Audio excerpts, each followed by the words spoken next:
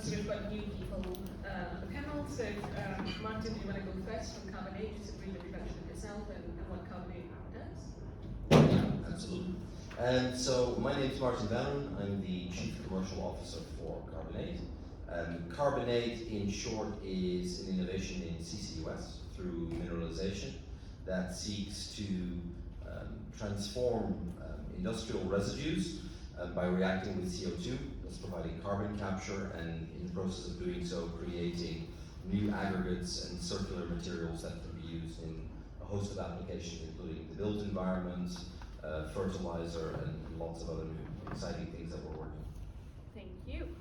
Arusa, who is the NetZero Manager from Tarmac.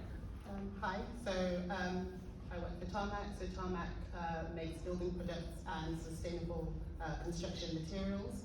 So my role as the NetZero Manager within Tarmac is to define our emissions targets and develop and deliver our NetZero roadmap.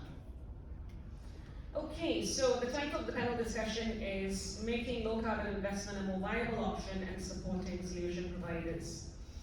So Tarmac is an active player in cement, lime and asphalt industries. Obviously it's a name all of us know very well. No doubt fuel switching and carbon capture will be at the heart of your decarbonisation activities.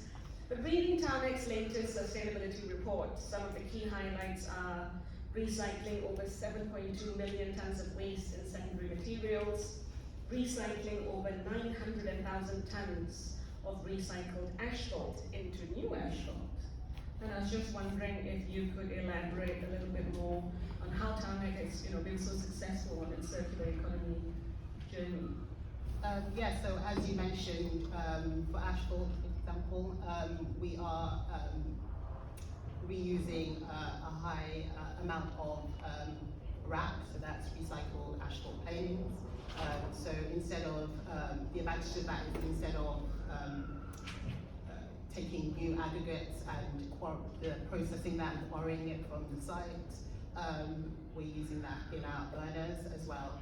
When you take RAP, you don't need new bitumen. So bitumen has a really high carbon footprint, so displacing new bitumen goes a long way to reducing the carbon footprint of new asphalt mixes. And it's a similar question to the one I asked earlier in one of the panel discussions. Have you seen any issues in the quality of the product? So we do a lot of testing to make sure that we're happy with the mixes that we provide to our customers, and we collaborate a lot with them to make them aware of what we're doing. So they're very happy with that. I mean, a big new development for us within the asphalt field is, for example, we've moved all of our asphalt from being hot mix asphalt to a lower temperature asphalt.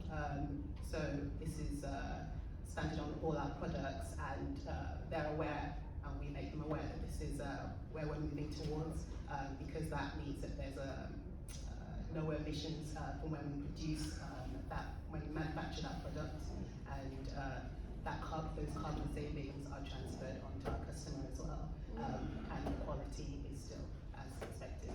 Okay, that leads very nicely into the fact that I know Tarmac is quite passionate about advocating life cycle carbon assessments and impacts, and I think we need to think about why this would be classed as a missed opportunity if we don't look at it early on, especially for materials. So I guess what you're trying to say is, if we get it right, then we potentially have less operational emissions to deal with. Yeah, so taking it to look at concrete, so we're quite bullish on the fact that you have to consider the operational and embodied emissions of concrete, the whole life cycle of the asset, because concrete is so versatile. So with concrete, you have it has a really great thermal mass, which means that it absorbs heat, absorbs and retains heat really well, which means that it reduces the demand on buildings, so it reduces the amount of electricity you might need to use for heating, for example. Also, why we think that a whole life cycle approach is required is because over the life cycle of a building, the concrete actually absorbs CO2. So that's and also when you demolish a building, it it absorbs even more CO2. So you really need to factor that into your calculations. Interesting. Martin, I'm just going to go over to you now. Sure.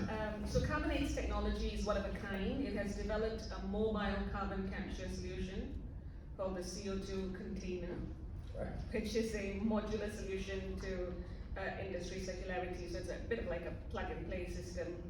Can you describe a little bit more about it and also explain what sort of industrial end users would be most appropriate? Yeah, certainly. Can try and do that.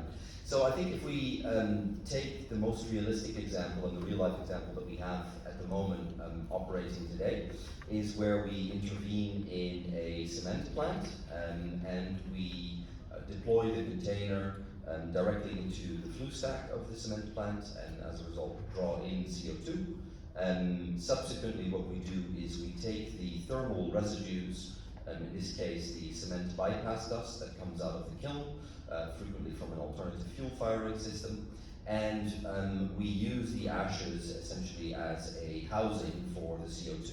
And the technology that we have in the container allows for both of those materials to be brought together, to react together, and in doing so provoking a reaction that turns them into aggregate materials.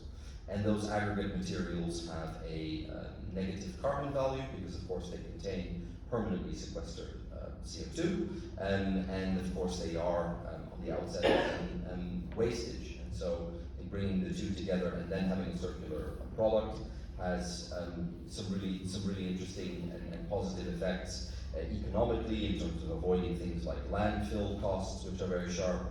Of course, the economical cost or the environmental cost to the environment in terms of having to landfill some of these products, and then of course the emissions which are reduced, and the fact that new products can be used, circular products can be used again, and closing the loop. So could this be a solution if centralized CCS doesn't get deployed in time? So it's an excellent question. And no, I think we have to be very realistic, and we are as well. We are a part of the solution to the problem, but we are not the solution to the problem. If you look at scale, and if we look at the cement plant in question, every container that we have in a modularized format captures sort of anywhere between 1,500 and 5,000 tons of CO2 on a per annum basis. And looking at the emissions profile of any given cement plant, you probably need quite a few containers to get to that level, and I'm not sure you'd have the space. But the technology in itself in a more centralized format, and that's where I think things become more interesting, because our containerized version of the product is almost very much a pre-marketing step to something much bigger, which is scaling the technology at a centralized plant level, and then in parallel or sitting on CCS infrastructure and large-scale CO2 infrastructure. That's where I think you could really start to make a very big impact. And probably lastly, I think incrementally to a lot of those sites and industrial sites, which are not necessarily going to be attached to those major hubs for CCS, they are going to really need solutions as well. And I think we will be one of those solutions which are both economically and from an environmental perspective very interesting. Thank you for the honesty.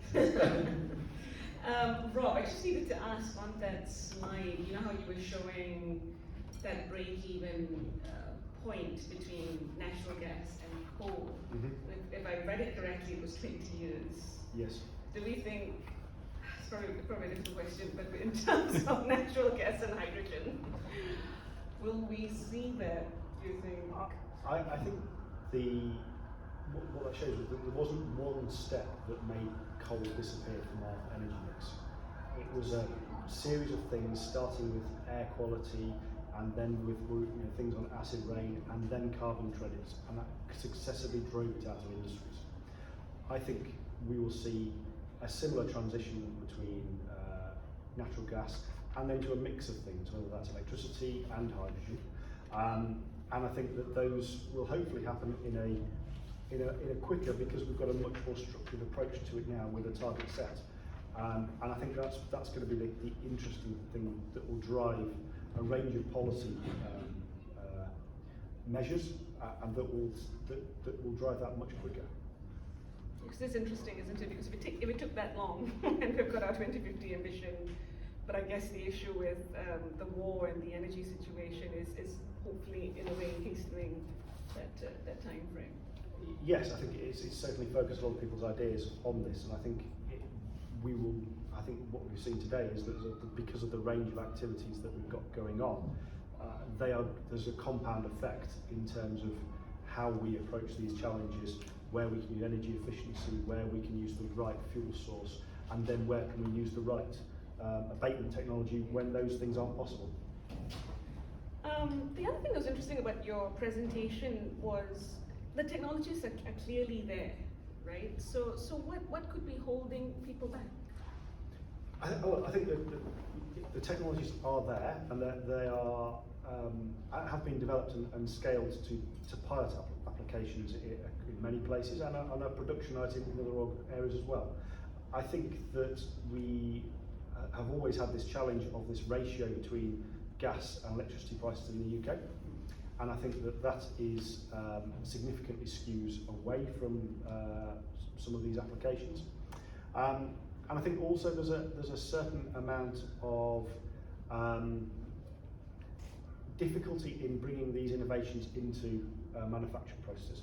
These high energy applications, as we talked about before, if we were to change to an electrically heated kiln, that might be several £1 million worth of investment. If energy changes, energy costs move in another direction, you could be left with a stranded asset which is not viable at that time. And I think that's also probably true with things like some of the things we talked about with hydrogen as well. We know that there are certain incentives that are in place at the moment, but as we've all said, without the forward-looking certainty on these things, it makes it very difficult to make some long-term investments.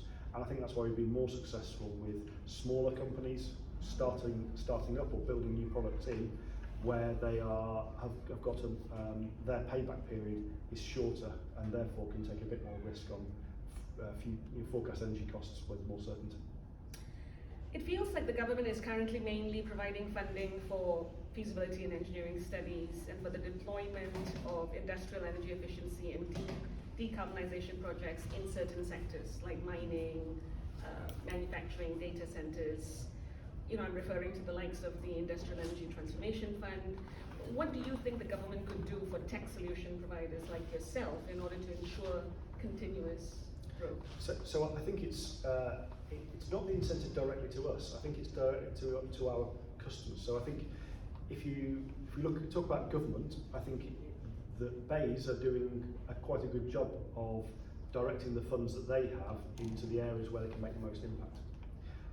But we're talking about net zero across the economy, and I think there are lots of organisations that are not approaching this in a structured way yet and haven't got an incentive to do it.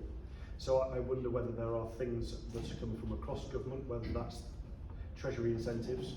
So we already have things, certain tax measures, things like patent box, to encourage innovation.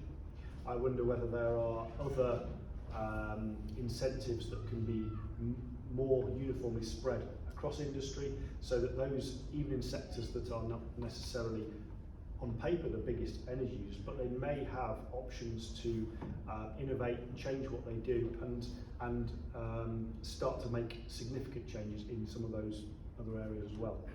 Martin, do you feel the same, that government is doing the right thing, is supporting what needs doing, or could it be done better? Are you in support with what BEIS is doing, as an example? Yes, it's a very interesting question. I think in our case, in the case of circularity, it's quite complex as well. Where I really support Rob's hypothesis is really on the, it's about capital and it's about risk. The more subsidy and incentive you have, the more you bring that capital down for the customer specifically, and as a result, the more that the interpretation of that risk decreases. I think the added complexity that we have really in our business from a circularity angle is that in order to close the loop on a circularity project, the end product that you manufacture in that circularity loop needs to be used again in a new application. And the interesting thing with that is that sometimes the product that you make, in our case, for example, an aggregate, that can be of a higher performance, for example, than a virgin aggregate would be, and it's also cheaper. It has a far better environmental footprint, carbon footprint. But then what you see is that you have a lot of legacy government policy and regulatory barriers, which were never designed to accept materials of a circular nature. They were entirely designed and specified on the basis of accepting virgin materials. And so sometimes you just run into these roadblocks, which are very much regulatory driven. So I think on top of the arguments that have been presented as well, what we really hope for is to see a more progressive and a reactive environment in terms of policy change and stimulus for the use of more circular materials, which are in some cases even better from a performance side. So, No, 100%. We definitely touched on this earlier on, and I wish we had Ace here to, give her a good drilling, but anyway. Any questions from the audience? No? Oh, yes. Lady at the back. Hi there, Amelia Mitchell at Element Energy. So we had Carbonate talking about using sort of waste ashes in their process, and we've had Tarmac talking about recycling and asphalt. I wonder how you see the competition for waste resources impacting your businesses going forward. Is there enough supply for waste resources for recycling, and what will the prices be for those resources? So for us, our cement manufacturer, we use fly ash and GGBS, so that's ground granulated blast slag, so it's from waste products from power stations and steel manufacturing as substitute binders to reduce the amount of clinker we need to manufacture. But obviously in the future, these products are not going to be available, so when you decarbonise steel making, you have some GGBS, and then with the closure of a lot of power stations, we're seeing less and less fly ash in the market. So that gives us more incentive to explore other products and other materials that we can use as substitutions. Obviously, with less and less in the market, there will be more competition for that, more increasing cost for that, but that just gives us more of an incentive to speed up our research on that topic. So I think it's an excellent question. I think I'd probably put a few different lenses on it. I think that in the short term, indeed, you have current routes in terms of where products flow. I think what you will have as an addition to that as well is you will have, at least in CCUS and in circularity, you will have the carbon price, which will drive to an extent competition for those materials, because there is probably more carbon that needs abating than you have materials to store that carbon in, at least from current view. But then I think over the longer term, what you will have is that new technology innovations will find different ways of storing carbon in different materials. And I think the good news is probably that there are still enormous legacy mountains of waste which have been accrued, and this is not necessarily in specific countries, but if you look geographically across the world, there are still huge residues from mining, from other operations that you can carbonate. And so I think I think that there's still a lot of opportunity there of materials to unlock in which carbon can be stored permanently. Thank you. Yeah, this is for Rob. High temperature fuel cell, high temperature heat pumps are being starting to appear. Where do you think that those kind of sit in with the kind of technologies that you're thinking about? Absolutely complementary to what we're looking for, and I think the use of heat pumps and energy recovery in general are going to be growing sectors or growing applications, because the coefficient of performance, as long as that stays well, and where we're getting 2 or 3 times the heat output for the energy input, then they're going to have significant benefits in a lot of applications. The examples that I've presented are where we've been able to significantly change a process by moving away from heat transfer limitations. But where those heat transfer limitations don't exist, and it doesn't matter what your heating rate needs to be, then absolutely anything that you can do to minimise your energy input will make a big difference.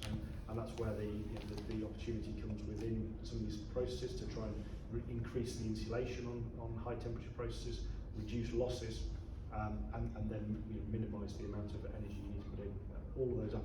All of those approaches have to be considered in order to get the right overall energy package for the end user.